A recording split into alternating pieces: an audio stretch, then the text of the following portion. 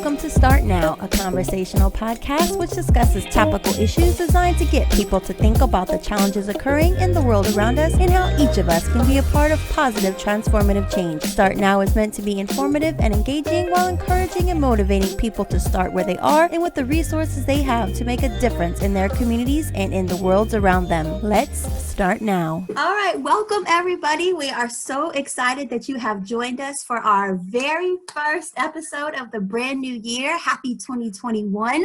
On today's episode, we are going to be talking about a healthier living and how you can live a very healthful new year. With the new year, we know that it brings New Year's resolutions and New Year's goals, and studies show that while 80% of people set New Year's resolutions, only about 10% of people actually stick to them, where over half of those are health related. So on today's show, we are going to talk to you about how do we set really good, realistic goals, and then how do we stick to them. But first, introductions of today's guests. Today we have joining us Dr. Alicia Brown. She is a board-certified physical therapist, and I'm going to read her introduction so that way we tell you exactly how amazing she is. And she's also a certified holistic health coach. She is the founder of Beautiful Healthier You, a brand dedicated to promoting mindful and healthy living. We also have joining us Dr. Cicely Brantley. She is a college educator, an empowerment speaker, and a certified family life educator and a licensed psychotherapist. Try saying that 3 times fast. She is also in private practice, and her business is called CPW Psychotherapy and Empowerment LLC. And then last but certainly not least, we have Nakisha McKinney, who is a physician's assistant in, you ready for this? I hope I get this right. Gastroenterology. Did I get that right? Close. Try saying that 4 times fast. But she works in the VA hospital system, and as a former professional dancer, she is now a certified fitness instructor, group fitness instructor, teaching multiple fitness formats. She is the founder of the Fitness PA, and is a fitness brand that promotes health and well-being with a particular emphasis on women, where her motto is happy, healthy, and whole. Welcome, ladies. We are so glad that you have joined us today. Thank you. Okay, so when we talk about health, many people think that, it's just about eating right or physical fitness, but we know that proper health is all-inclusive, and it encompasses many different formats, from your mind, your body, to your spirit, and overall holistic health in general. So let's talk a little bit about each of those components and what it means. So Dr. Cicely, if we can, I'd like to start with you. So when we talk about mental and social emotional well-being, what is proper mental health and why is it so important? What does that look like? Thank you for doing this. It's such an important topic, Armani. So mental health is the World Health Organization. Let's go to an official definition. The World Health Organization defines mental health as a state of well-being in which the individual realizes his or her own abilities, in which a person can cope with the normal stresses of life, all the day-to-day ins and outs that are going to happen, losing your phone, getting stuck in traffic, those kinds of things. It also includes when an individual can work productively and fruitfully, so doing all the things that he or she needs to do at their job, with their families, those kinds of things, and when an individual is able to make a contribution to the community. It's important to note also that mental health includes your psychological functioning, your thoughts, your emotions, your social well-being, the way you interact with others. So the way you interact in relationships, be they intimate relationships or even work relationships. So all of those areas are super important when we talk about mental health. And it's important to note that our mental health kind of affects the way we function in every area of our lives. So that's one of the most important reasons why we can't ignore it. We have to be intentional about taking care of it. Right. And then you touched a little bit on with the work relationships and your friends' relationships. Can you tell us a little bit about what does a healthy relationship look like? Because I know sometimes individuals can get involved in a relationship. Sometimes they're the greatest thing under the sun since sliced bread, and sometimes they are completely filled with drama, and individuals can really get caught up in this vicious cycle, I feel like, of being in a negative relationship where maybe their needs aren't attended to, or maybe they're not listened to. So can you tell us a little bit about what does a healthy relationship look like? Absolutely. You've touched on quite a few things. I think one of the words we hear a lot nowadays when we hear about relationships that may not be healthy is toxic.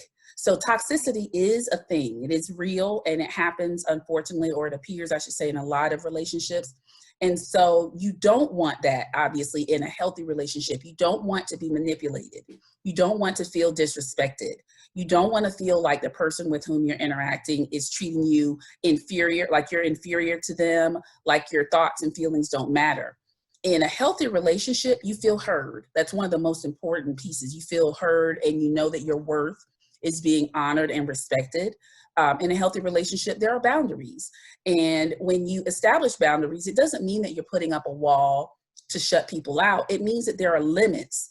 There are limits to which people can go in what they expect of you. It means that you have the right to voice a no if that is appropriate. No can be a full sentence if someone requests something of you and you're not able to fulfill the request. There doesn't have to be a reason. You can establish a boundary that says, I cannot, and that's the end. So boundaries are one of the most important pieces of important and healthy relationships that we often don't talk a lot about, but it really does make a difference in a person feeling like they have autonomy and that they have the control of their own lives. So if you feel like someone else is taking that control away from you, it's really likely that the relationship is moving from a place of health to a place of dysfunction and lack of health. Right. Yeah. And those are such great points. So we know that we now know what a healthy relationship looks like and how important boundaries are, because I think a lot of time people don't understand, first off, what a boundary is and then what a healthy boundary looks like. But now that we know what that is, if an individual is starting to recognize that that relationship is moving from that to that place of toxicity, those boundaries are kind of being overstepped. How does an individual move away from that and move into a place of peace and happiness? So when you talk about, I know a lot, in the easiest format, we say, oh, I eliminated people from my life who weren't good for my mental well-being. That's the easiest way to say that. But some people, they find it a little bit difficult to separate themselves. So what are some, good ways or some suggestions that people can have to remove themselves from situations where it's no longer healthy? Well, one of the things that's really important is to be firm and assertive in the way that you interact with someone else so that they know that you know how to take care of yourself. You know how to stand your ground. And when a person knows that, the person who is not, I'd say, blatantly toxic will respect that assertiveness. So being able to say, this doesn't fit for me. This is my expectation and this is what I need from you. Those ways of speaking directly to people tend to shut down folks who aren't quite sure, who are trying to be manipulative, who aren't coming in a way that is respectful. Something else that sometimes needs to happen is that you just kind of turn off the emotional response to individuals who don't deserve that kind of energy from you. There's a technique I may have talked about before, and I know you're familiar with this, Armani, but there's a technique called gray rock. If a person is super toxic and they like to just be what we sometimes call emotional vampires, where they're just sucking the energy from you so that they can use it in selfish ways, you just shut it down. And then when they come towards you, you give short answers, as short as possible. And this is when you can't totally shut someone out of your life, when it's a person, maybe a family member, a coworker that you still are going to need to deal with. Sometimes you just give them the shortest, non-emotional answers that you possibly can give. That way you're not fueling their toxicity and they won't want to interact with you because they're not getting from you what they like and what makes them feel good. Because remember, people who are toxic, they probably, more than likely, they have some really, really negative things inside. So they're drawing all that positive energy and all the emotional stuff from you. When you stop, they don't want to be around you anyway. Exactly. Yeah. And you have made some brilliant points because it's true, and I know especially in narcissistic individuals, they Mm-hmm. feed off of your emotion and how Mm-hmm. much you're playing into that. So if you can cut that emotion off, it's very Yes. important, and I know that a lot of times, we say you have control over your emotions. Do not give away your power. And Right. sometimes that can be so hard for people to do, to realize, when you feel sadness, anger, whatever, those are emotions that you control, and you're giving away your power when you give that to individuals. So thank you so much. Those were just 100%. brilliant words. Yes. If we can, Nikisha, if we can shift into you and talking about physical well-being and what that is and what that looks like. Sure, thank you. So physical wellness, physical, fitness, when people think about that, a lot of times they tend to think fit means skinny or thin, but it's such a wide range of things, and it doesn't necessarily mean your weight. So in being fit, it means, cardiorespiratory fitness. How well does your heart pump? How well do your lungs function? Are you able to walk up a flight of stairs without getting winded? It means your muscular strength. Do you have a nice set of muscles and muscle mass? It also means your flexibility. And more importantly, it means, and from a medical standpoint, really trying to prevent those chronic illnesses, high blood pressure, diabetes, high cholesterol, obesity, all of those things that have now become so rampant in the US. And getting those numbers under control. And we think getting your blood pressure under control, having a healthy weight. And that doesn't always mean being thin. It just means for your height and, your muscle composition, your body composition, being fit in that aspect. Also preventing bone loss, having good bone density is very important, especially for women in general, and making sure that you're not doing those things that can harm you, smoking, eating crazy foods, and drinking excessive amounts of alcohol. So all those things combined are what really make up your physical fitness. Okay. And it's kind of, you made me like want to reevaluate my entire life, because just the other day I felt like Po from Kung Fu Panda. When I walked up that flight of stairs, I was like, oh, Puffing and puffing. Yes. I was like, wait a minute, is she talking about me? I don't think I appreciate you right now. And I think you mentioned so many valid points. And I know for women especially, we can lead such busy lives, especially if you're a mother, whether it's, a child mother or a fur baby mother, and it's sometimes it can be very hard to eat right. Talk to us about proper nutrition and how important proper nutrition is to be able to have energy to get through the day, to be able to have, whether it's healthy hair, healthy skin, healthy nails. Talk to us about how important nutrition is and what some proper foods look like for us to really be able to have that sustained energy and help us achieve those goals that we have as far as our weight. Right. So it's true when they say, a good body is made in the kitchen, and you can attest to this with your cooking show. What you put in your body is so important to fuel you for your day. When you're in elementary school and you learn about the plate with the vegetables and the fruits and the protein, it carries into your adult life, and you really need to be cognizant of that, and making sure that you're getting all the vegetables that you need, the number of fruit servings that you need, the good healthy proteins, the fish, the lean poultry, very important, and eliminating, alcohol, eliminating processed foods and refined sugars. Those things, they make you feel good and they give you that burst of energy, and then you find that you just crash in the middle of the day. So the nutrition aspect is probably one of the most important things when it comes to being able to function just in your daily life. Yeah, and I know a lot of times, they have all these supplements on the market that you can take, if you're feeling fatigued or if you don't have energy or whatever. But I think what a lot of people don't understand is that a lot of that comes from what you eat. So if you are feeling a lack of energy, having some, proteins, or if you're feeling that, you are always hungry, having those, healthy, sustainable fibers, such as like your apples and your leafy greens, to be able to get through the day. Yeah. And I know that, again, with people living busy lifestyles, it's so easy just to grab like that bag of chips or, stop at that fast food. Easy stuff.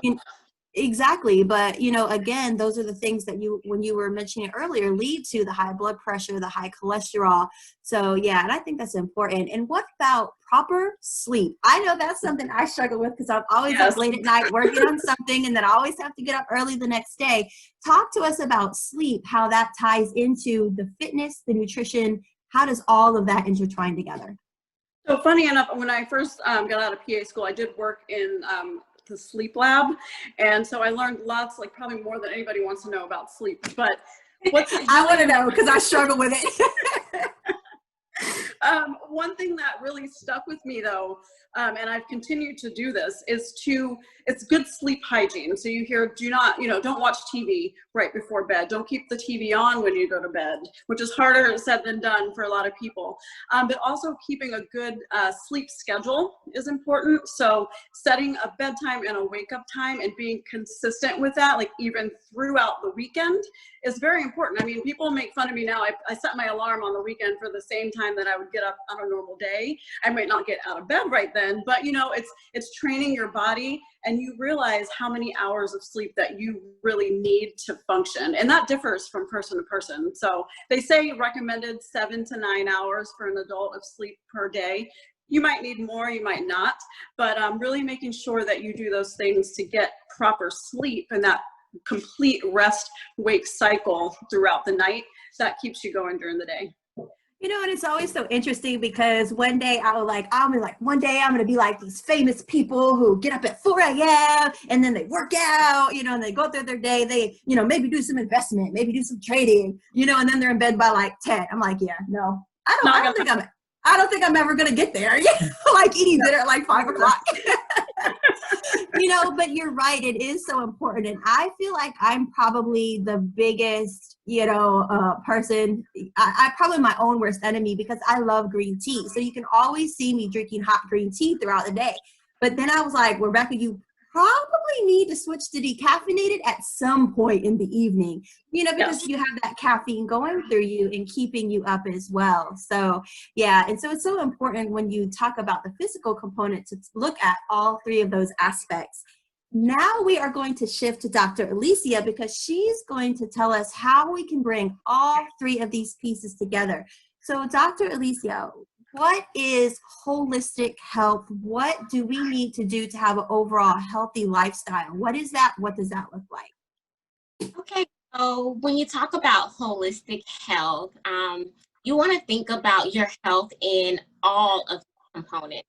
So at the end of the day, your goal is to feel the best way you can feel possible. So you want to be your best you, and that encompasses all of these things. It encompasses our mental health, it encompasses our physical emotional well-being, different things like that. And honestly, this is something that we always read about people who their best self if they wake up at 5 a.m. and they go for a 30-minute run, and then they do meditation for an hour, and then they read a book for 30 minutes. Well, newsflash, like we're all human, right? I was actually going to say that whole schedule, like back to back, gives me anxiety. I don't even Same. Take in, and I think we get full and we want to be that instead of kind of getting to ourselves and on an individual basis. I feel good and I wake up in the morning and I have eggs. Others might feel good if they wake up in the morning and have a smoothie.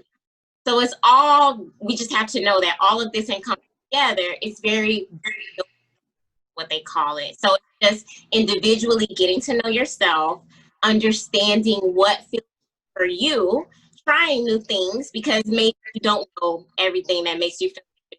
Try those new things and you implement it for some time, then you realize, okay, you know what, maybe this doesn't work. I feel better when I do this.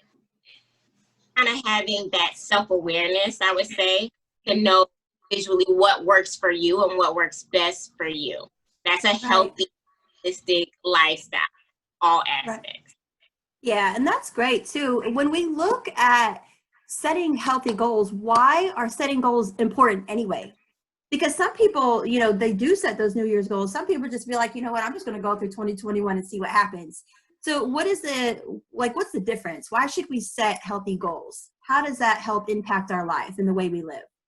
All right, so goals are very important because we all have things that we aspire to be. And so if we're not working towards something, then we're not doing anything. We're just kind of flying by life and not kind of being productive. But you want to be a productive individual, and then you also want to help yourself be productive. The problem comes when we make these very lofty goals, like, for example, we'll use weight because that's easy.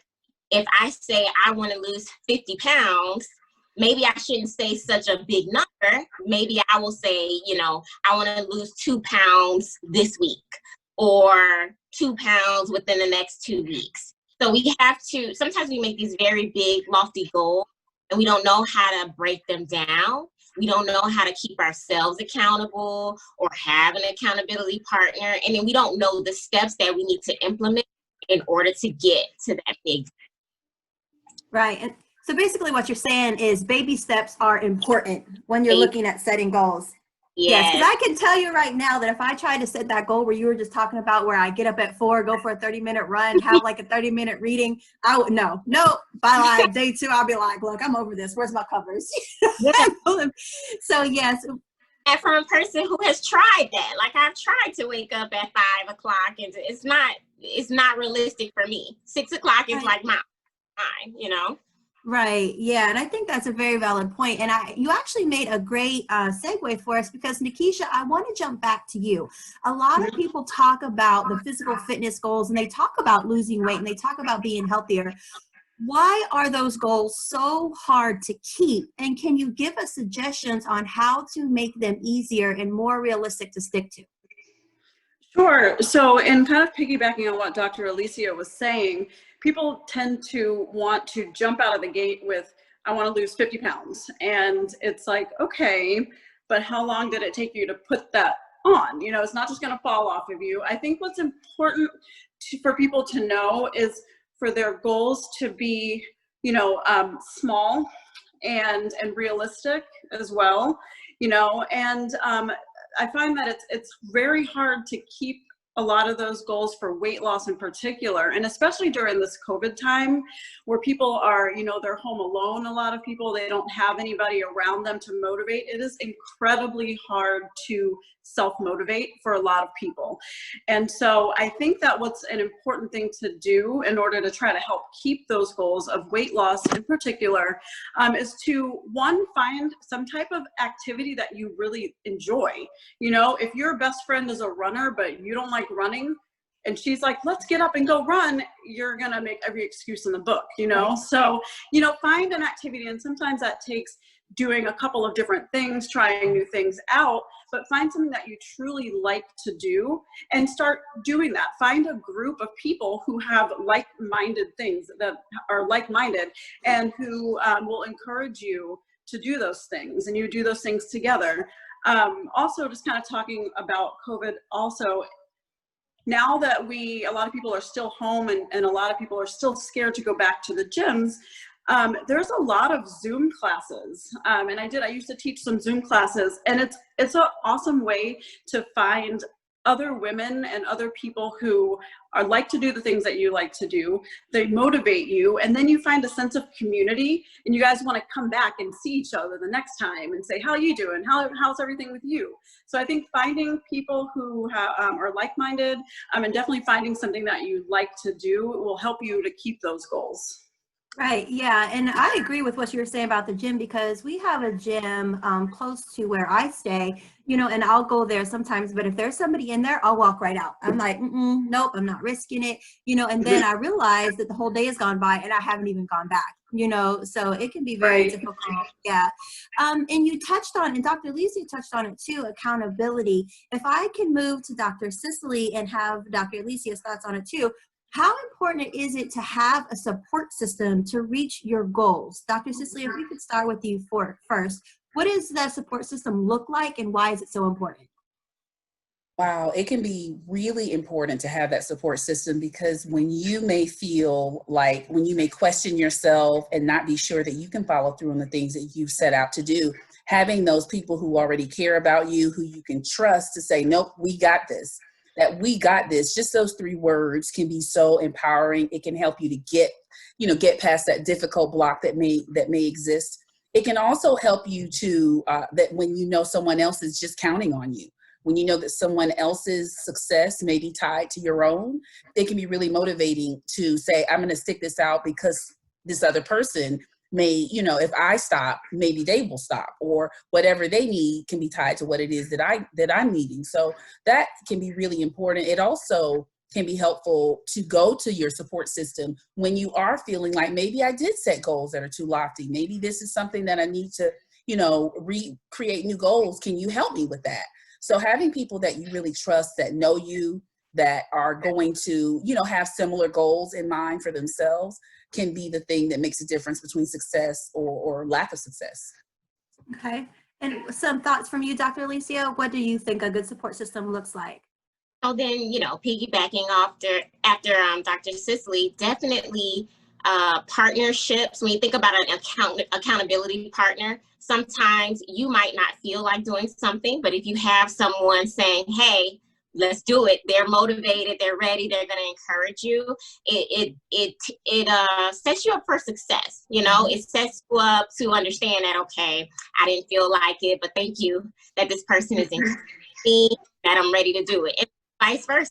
You're going to be the one who's holding that person accountable and helping them achieve their goal themselves. And then also holding yourself accountable, I would say, is super important too.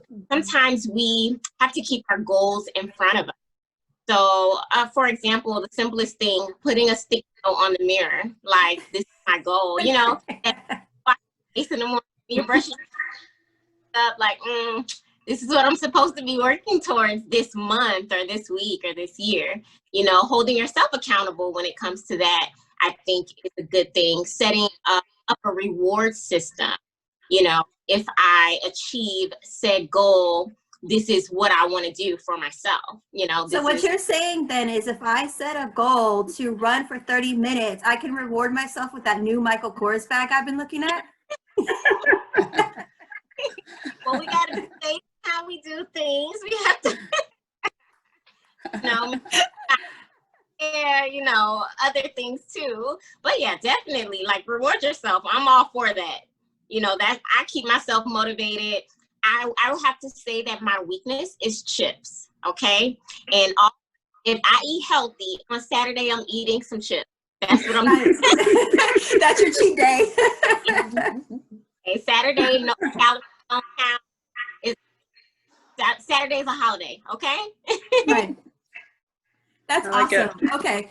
So yeah, no, I agree completely. Cause I always look at, like, I swear it's like every month or so, I'm like, oh, those Coach shoes look kind of nice, All right, ladies, I want you to take a minute and think of your most favoritist, I just made that word up, excuse of why people don't stick to their goals. Okay. Mine is going to be, oh, I'm too tired, okay? So I want you to think of the excuse you hear the most and what somebody can do to overcome that excuse. Nikisha, I'm starting with you. Girl. I hear this for myself, but also just busy moms, from patients, from everybody. I think the biggest excuse is, I don't have time. And, it might seem like it, like we're busy, we do lots of things. We work, you have kids, you have fur babies, that you're taking care of. And it might seem like I don't have any time today, but when you break it down and you say, okay, to have good physical fitness, 30 minutes a day, 5 days a week. I'm sure there's 30 minutes a day in everybody's day that they're doing something incredibly non-productive. So you can take those, like, scrolling through Facebook for 30 minutes. Right, exactly. So yeah, the excuse about time is so very true. For sure. I think that as moms, we tend to, be concerned of, oh, I have to take care of the kids and I have this and that to do. But it's so important to take time for yourself, and to really carve out, even if it's just 30 minutes a day, it's important to carve that time out for yourself, not only to do something good for your body, but to do something good for your mental health too. Because when you start exercising and the endorphins kick in, you know, there's times when you'll drag yourself to the gym like, oh, I don't really want to go. You get there, you work out, and it's just like you feel 100% better. So, you know, the excuse of time, it's a relevant one, and you know, I get it, but you gotta make time for things that are important. So, and definitely working out and doing something good for your body is one of those things. Yeah, and it's so interesting because people will say, oh, you make time for the things that are important to you. And it's so very true, you know, and so you just really have to make that time, set that time aside. And I think it's interesting that people don't understand, or some people don't understand, there is a connection, a strong connection between working out and proper mental health too. So Dr. Cicely, what is one of your excuses that you hear all the time? Well, specific to mental health, I have to say that I've heard, I don't believe in that, which is like, you don't believe in your mental health, like you don't believe in doing something that's going to help you to have better thoughts about yourself, that's going to help you feel better emotionally, it's going to help your relationships. So I hear that a lot. And I know you said one, but I got to add the if it's not, I don't believe in that, it doesn't work for me. So those two are often kind of somehow enmeshed for people when they are, especially as it relates to mental health practices and goals. So yeah. Yeah, those are very true. What about you, Dr. Lisa? What is one excuse you hear so much? So I hear that people say they don't have the motivation. And so it's going to encompass all of those things, the time management, what you think about what it is you're trying to do. But then that goes into what I like to call just mindset and knowing your why. Because if you've established your why, once you start thinking about why do I want to do this? Like, I'm not motivated, but why do I want to do this? Like, what is the overall goal? So when it comes to health and fitness or having a healthy lifestyle, for me personally, I want to live a healthy, long life where I minimize any and all disability that I can. So from the way I eat, understanding that I eat this because later on I don't want to have heart disease, I don't want to have diabetes, I don't want to be limited by these things, or just working out and being healthy. I want to be strong. I want to be that 70 or 80-year-old that I see on a daily basis who is not walking with a walker or a cane and not hunched over and things like that. So understanding and establishing your why, and then also training your mind to understand that, okay, you know, I'm not motivated, but here's why. So I'm going to take that next step. I'm going to do as much as I can today in this moment, maybe 5 minutes or 10 minutes of exercise, or maybe just adding an extra fruit or an extra vegetable to my day. Right. Can I share with y'all my why? So how about this? I want to be so physically fit and fine that when I'm 110, I look like Janet Jackson. Have you seen her? She's like 98 years old and she looks phenomenal. She's really not 98. I love Janet Jackson to death.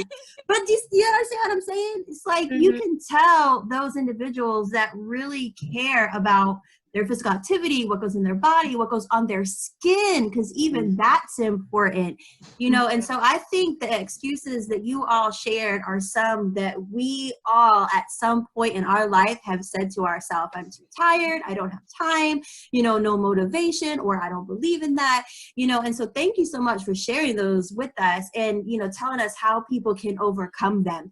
Now, when we look at the goals that we need to set for ourselves, sometimes we set goals that are definitely needed. Sometimes we set goals that are, you know, we just want to do that. So what are some goals that we should set? So if it's not something that we're doing now, what should it be doing? And that could be something like, you know, getting enough water, you know, just stay hydrated. So what are some goals we should be setting for this new year? Alicia, if we can start with you. Okay, we can start with me, but I'm gonna say, and maybe Dr. Cicely will already say this, but I want to say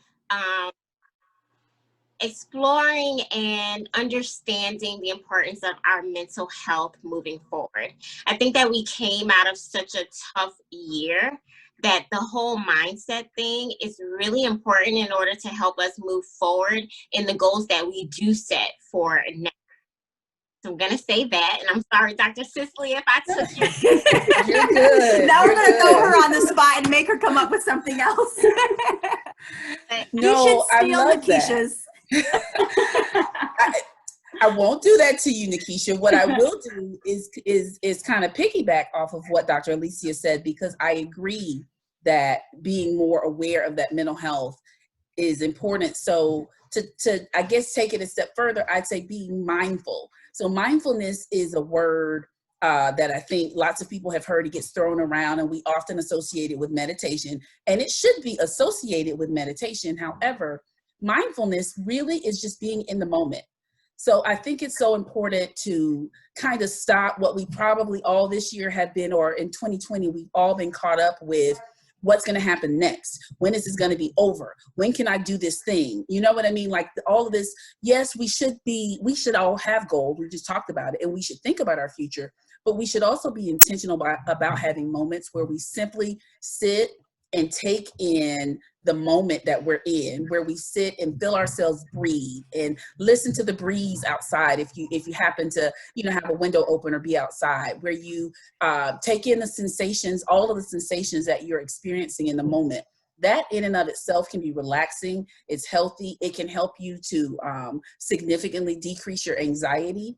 And it can help us to just be grateful for our lives as we live them, instead of waiting for the next thing and looking forward to the next thing. So mindfulness, if I had to say one thing, being more mindful and in the moment is one of the things I'd recommend most. Okay. That's What about you, great. Nikisha? I have two things. One kind of intertwines with both of yours, Dr. Alicia and Dr. Cicely. One is making time for yourself. I think that we definitely don't do that enough.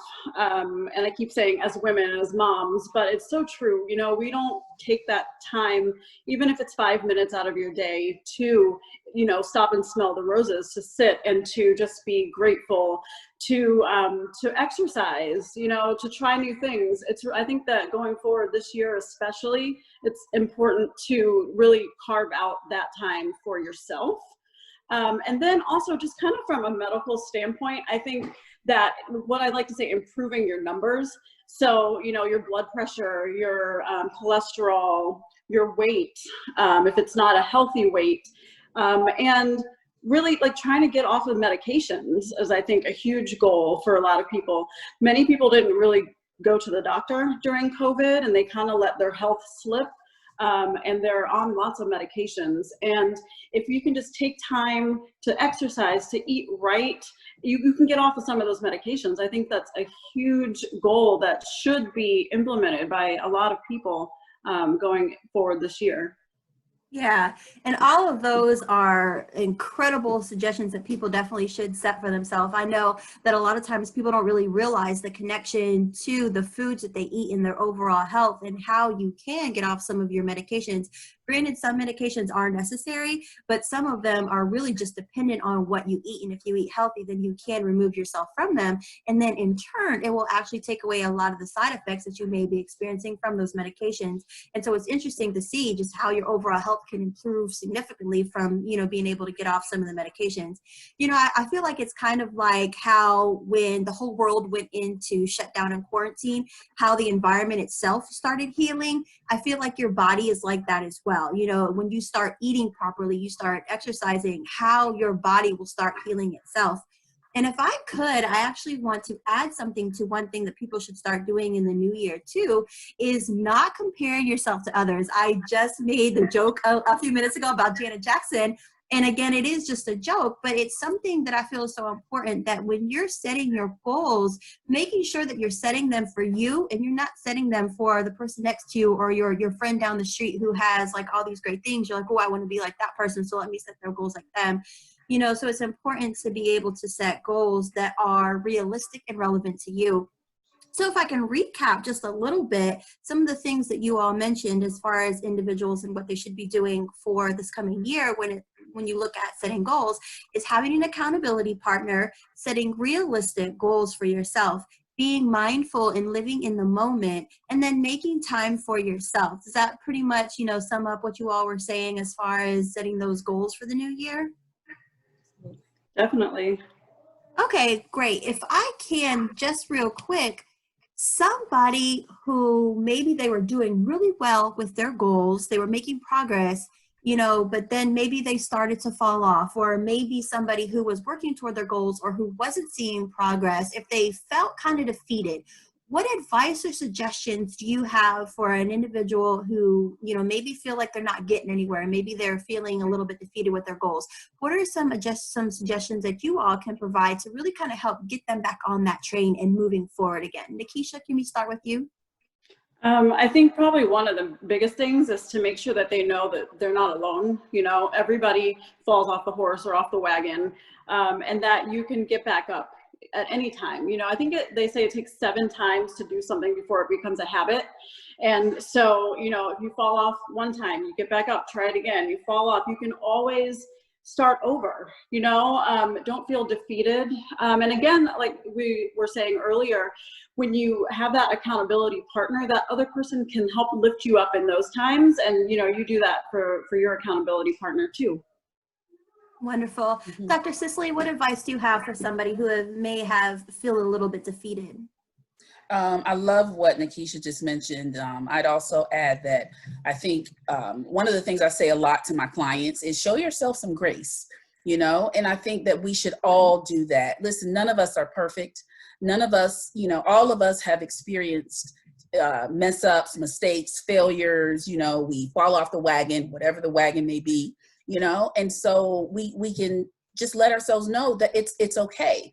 We wouldn't recognize our successes, some of them anyway, as great successes without some of our failures or some of our shortcomings, I should say. So I think it's really important for people to just see themselves as human and understand that mistakes or mess ups are going to happen. What did you learn from it? And let's pick up and move on. Sometimes it helps also to plan ahead for situations that can be difficult. Have a plan in place for, especially with mental health, if you're going to be in a setting where buttons are easily pushed, have a plan in place for how you're going to respond instead of being sucked into some type of, emotional escalation that you don't want to be invited to, or have sometimes even having a mini script in your mind for how you're going to interact with someone who in the past has been someone who has possibly triggered you. So just a couple things that you can do if you know that you have had a couple small defeats. You show yourself that grace, and then you say, okay, next time I'm going to be ready because I'm going to have this in place,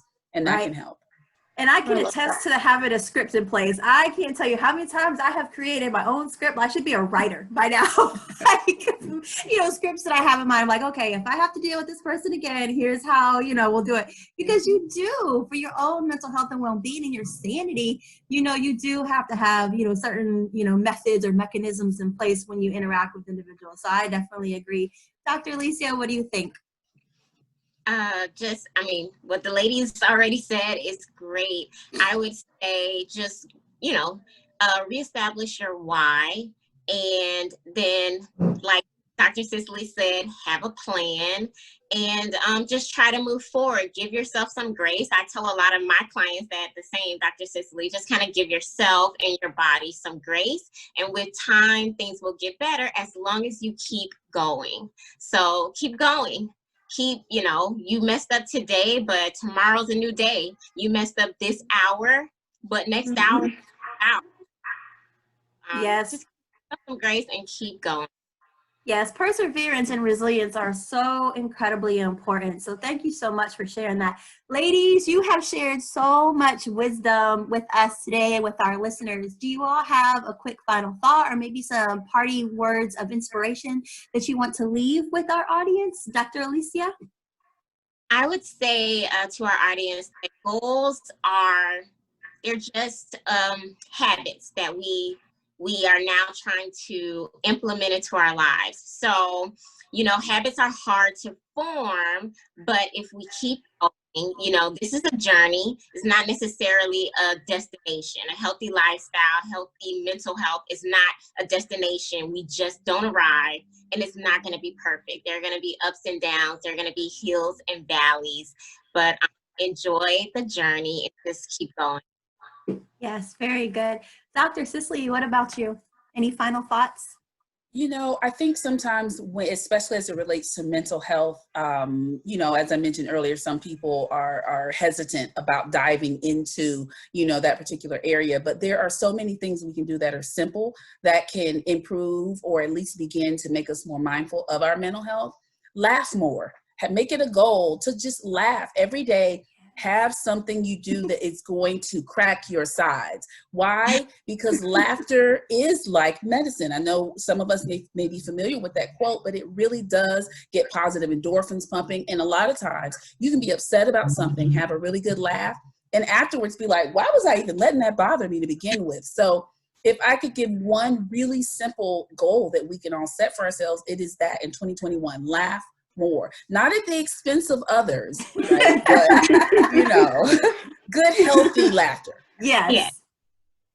Yeah. What about you, Nikisha? I'd say, you know, piggybacking on that, laugh at yourself, you know, but I say studies show that people who are active, you know, tend to live 7 years longer than those that are not active.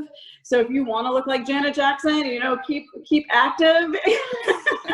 Find what motivates you, find what you love doing, do it, have fun doing it, laugh while doing it, find other people who like doing it too, and you know, step outside of your comfort zone maybe this coming year, find something new that you enjoy doing, and really just have a wonderful, wonderful year. Yeah. Ladies, you have shared so much incredible information. I'm so fortunate that you have joined us today, that you shared your expertise, your experience, your thoughts. Thank you so much. I also want to give a shout out to our listeners. Thank you for joining us for Start Now, a podcast to inspire, entertain, educate, and inform. Thank you again for joining us. We look forward to seeing you next time. Be safe and well.